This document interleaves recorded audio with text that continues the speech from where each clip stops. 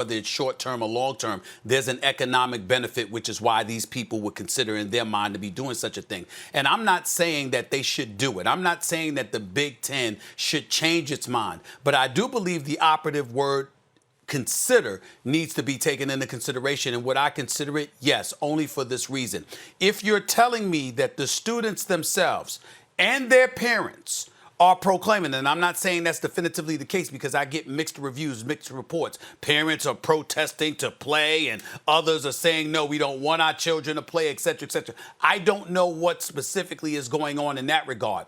But if the parents and the students themselves not only are insisting on playing, and they're making the argument that my child or I myself is safer being a part of the football program and being isolated in that quote-unquote bubble, whatever those circumstances may be, then I think it's something that warrants consideration, particularly when you have institutions that have opened themselves up to students returning to class. If you've got that going on, then to me, I don't know how you can then turn around and say, well, the students can come into the classroom, but the players themselves can't come to practice and ultimately play on the weekends, particularly if we're testing them, particularly if they're around one another, and we're successful, or at least more successful, with keeping them away from those who potentially are infected compared to if they were not playing and they're around other students and the student body.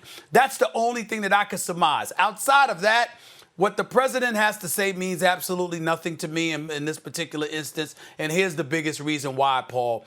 This is the same guy that picks his spots when to tell people not to watch the NBA, not to watch professional football. Oh, but suddenly you care about college football. Well, those college football players, obviously they're student athletes, but there's quite a few of them who aspire to make it to the next level. Well, according to you, Mr. President, there shouldn't be a next level because they're taking a knee. They're not honoring our flag. They're not doing this, that, or the other. And as a result of that, you've got poor ratings, and you deserve poor ratings, even though that's inaccurate too. But the point is, he says all of these things. So if you feel that way about the professional sports league, how are you then going to get on the phone with the Big Ten commissioner and talk about how you're going to push and insist on folks playing college football and literally say in your statement in a sentence, well, you know what? Some of these folks actually aspire to go to the NFL.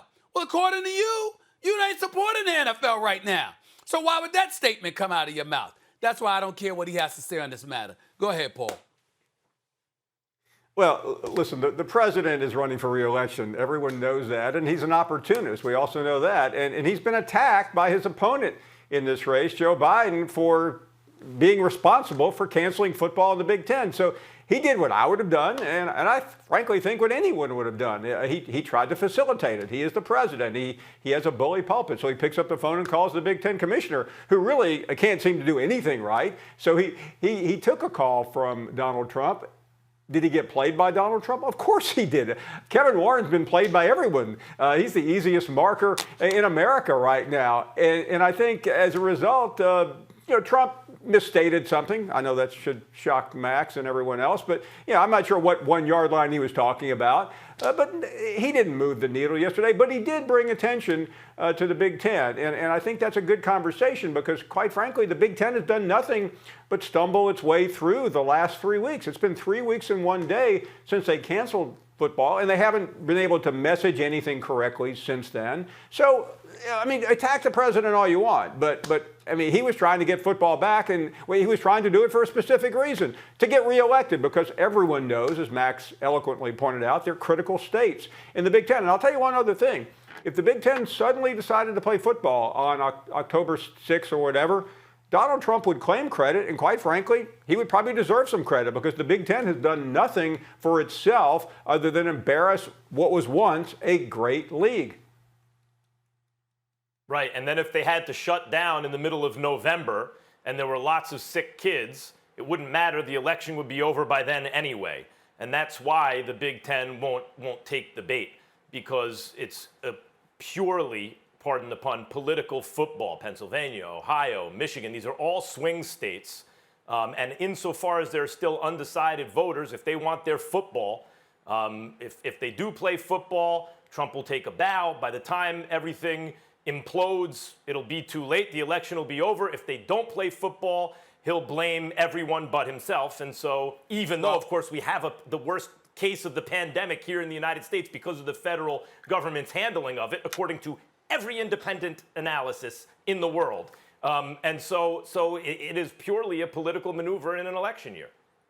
Well, let's say this. I want to end by saying this. Let's not act like he's the only one playing political football. There's two sides to this equation, and both of them are playing political football in their own way. As much as I abhor the way this man conducts himself as president of the United States of America, he ain't the only one playing political football. So let's just be fair in that regard. Yeah. That's true, but if we're going to say that, then we really do have to be fair. If one side is willing to play political football because they think it improves their election chances and thousands upon thousands of Americans die as a result, there's a different kind of moral culpability to that brand of political football. Thanks for watching ESPN on YouTube. For live streaming sports and premium content, subscribe to ESPN+.